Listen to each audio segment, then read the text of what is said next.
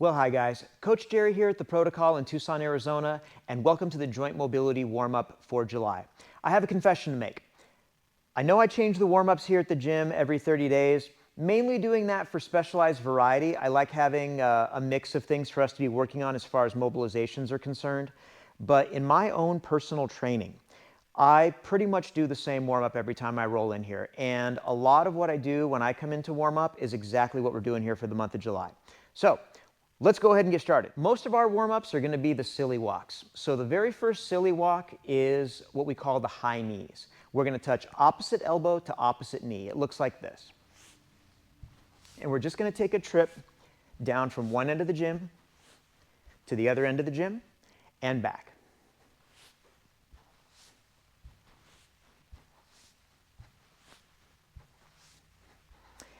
A lot of times our hip flexors want to take over for this, and you'll catch yourself wanting to bend down to make that connection.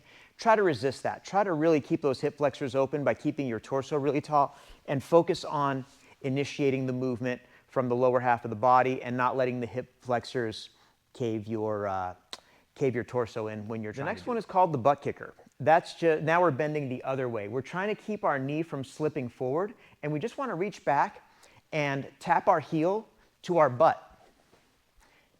You may feel a little bit of a quad stretch or a hamstring contraction, just depends a little bit on how you're built. And we're trying to go for same cheek, so I'm not trying to cross over here. I'm trying to hit the same side. I don't know if the microphone is picking up that sound, but I am actually physically able to get my heel all the way to my butt, as you should as well. That's the second warm-up, the butt kicker. Now we're going to get those hamstrings going. This is the active straight leg raise. We call this the Frankenstein. So you can have your hands either here, here, or here. That's just up to you and your flexibility. What is important, though, is you keep your knees as straight as possible. I'm trying to hit the opposite hand.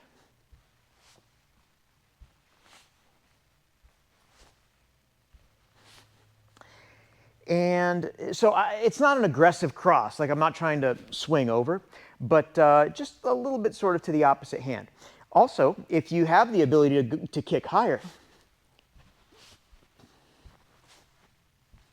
you totally should.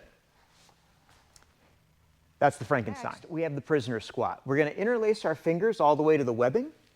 We're going to put our hands on the back of our head. We're going to turn face one direction, perform a nice deep squat.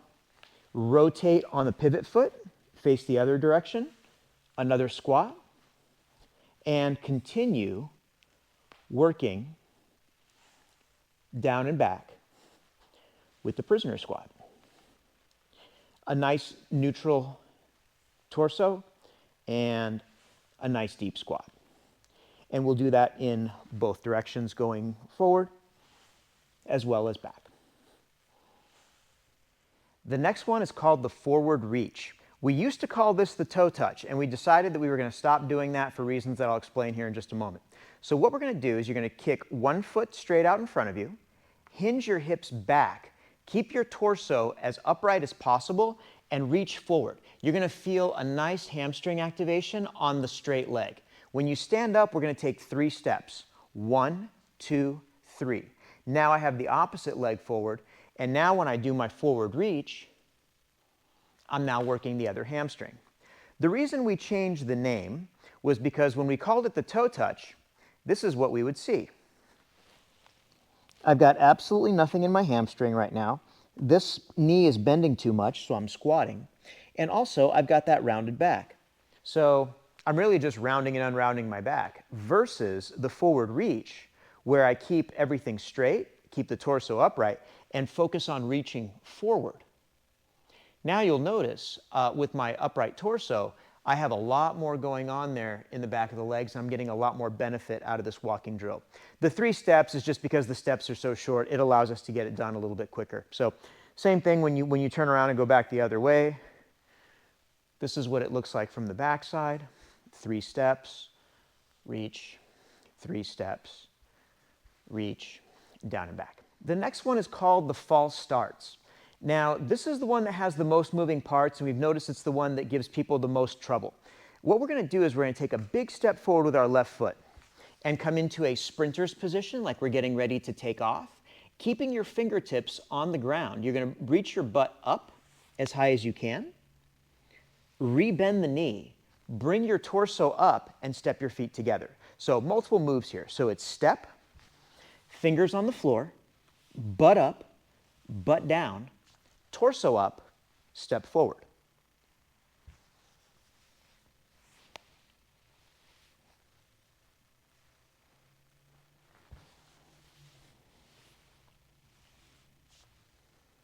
The last one is everybody's favorite, the crawl. Now, we're going to do a slightly different version for this one because I actually like to do the squares, but we don't, it's kind of hard to do that in the gym. So whether you're doing this at home or in the gym, we're going to change the usual crawl pattern that we do to what we call the box crawl.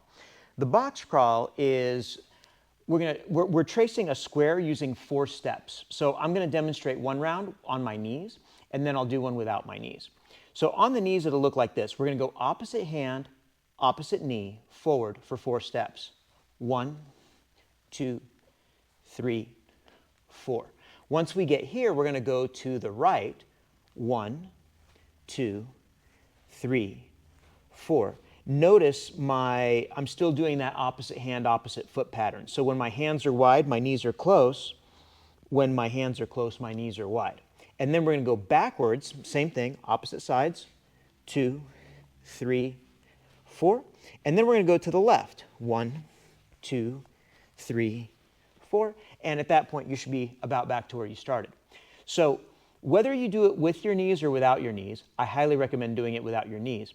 When I pop my knees off the ground, I still want to keep my gaze forward, my head high, my butt low, and my breath natural.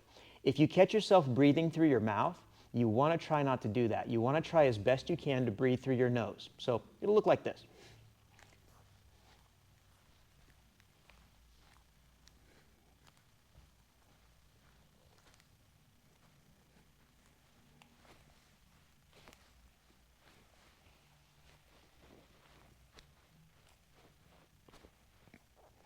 So that is the box crawl. We're going to be doing 4 steps, 4, 4, 4, 4. And you're going to be doing 4 of them. So I just completed 2 rounds, one knees, one without. You can do it the same way. You can do your first set on your knees if you just want to try to make that connection, and then do your subsequent box crawls without your knees. Well, guys, there you have it. A nice, simple, and easy warm-up for the month of July. We should be able to get through this reasonably quick and get on to some task-specific warm-ups before we get into the fun and festivities for this season of higher conditioning training. You can always check us out at theprotocolsc.com. We'll catch you guys again soon.